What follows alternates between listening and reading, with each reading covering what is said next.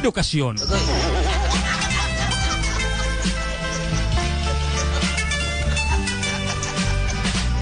Mga minahal kong mga kabatanunan, ang pagtuon maoy mahinungdanon labaw sa tanan, sa mga magtutudlo o ginikanan kamo abagan, aron sa pagtuon ang pangandoy may kalampusan. Mga batanon sa pagtuon kamo paningkamot, aron kamo sa pagtungha makalampus. Mga ginikanan malipay og mahimuot, sa pagpaningyan buhi dili na magkalisod. Pait baya ng walay grado, maglisod pamagita og trabaho. Kung doon ay trabaho gamay ra kaayo ang sweldo, ay lagi walay igong kahibalo.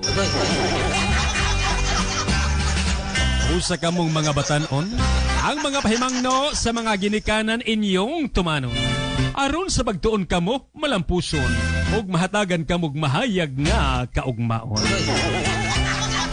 Kaming mga kabus nga mga ginikanan, ang bugtong ikabilin sa among kaanakan, ang ilarang makabot nga kaalam, may bahandi labaw sa bulawan, ug dili maadtos sa uban.